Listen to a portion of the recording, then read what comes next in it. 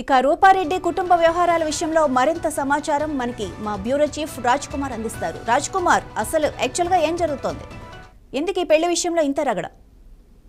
మాధవి, ఈ యొక్క కేసుకు సంబంధించి టెస్టుల మీద టెస్టులు అయితే కొనసాగుతున్నాయి.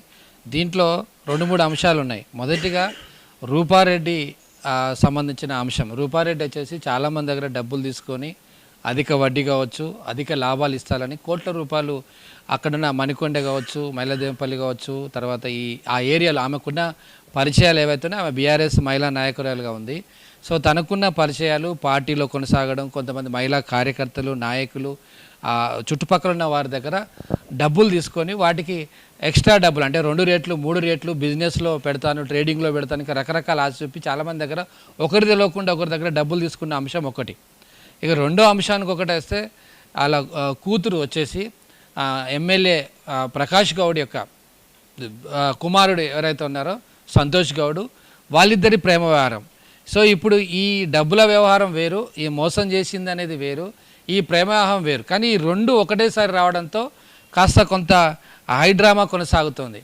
సో ఇది కాస్త ఏమవుతుందంటే ఎమ్మెల్యే ప్రకాష్ గౌడ్ మీదకి కొంత ఇండైరెక్ట్గా వెళ్ళే అవకాశాలు ఆమె క్రియేట్ చేసినట్టుగా కనబడుతుంది. కానీ బాధితులు మాట్లాడినప్పుడు ఈ డబ్బులు కావచ్చు, వ్యవహారం కావచ్చు, అసలు ప్రకాష్ గౌడ్కు ఎమ్మెల్యేకి ఏ సంబంధం లేదు, మాకు ఆయన ఎవరో పెద్దగా పేరు తెలుసు, మా ఎమ్మెల్యే కానీ ఎప్పుడు ఈ డబ్బుల వ్యవహారానికి ఆయన సంబంధం లేదని కరాఖండిగా చెప్పారు.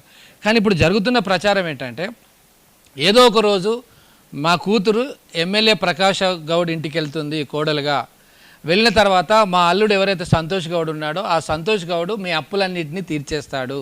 ఎందుకంటే ఆయన దగ్గర డబ్బులు బాగున్నాయి, ఎమ్మెల్యే కాబట్టి మంచి హోదా.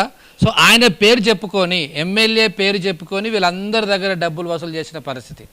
సో బాధితులు స్వయంగా నార్సింగ్ పోలీస్ స్టేషన్కి వచ్చి కంప్లైంట్ చేశారు, మీడియాతో కూడా మాట్లాడడం జరిగింది. సో ఇప్పుడు మనతో కూడా మాట్లాడడం చాలామంది లైవ్లో ఉన్నారు అక్కడ సిద్ధంగా.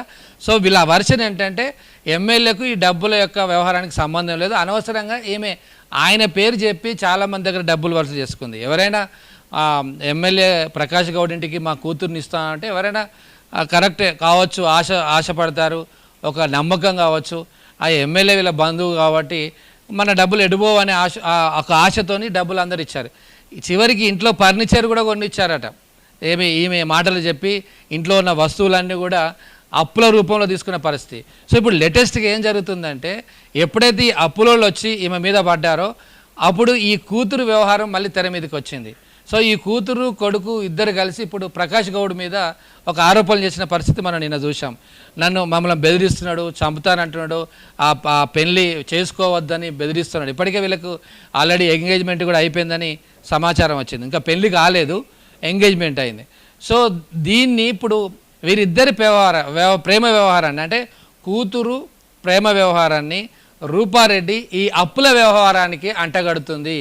సో దీన్ని ప్రొటెక్షన్ చేసుకొని అంటే ఎమ్మెల్యేను ఒక లేయర్గా ప్రొటెక్షన్ లేయర్గా వాడుకొని, ఒక రక్షణ కవచంగా వాడుకొని ఎవరైతే బాధితులు ఉన్నారో తన మీద పడుతున్న బాధితులు అప్పుల వ్యవహారాన్ని తప్పించుకోవడానికి ఒక ప్రయత్నం చేస్తూ ఉంది అనే ఒక ఆరోపణ. రైట్ రాజ్ కుమార్.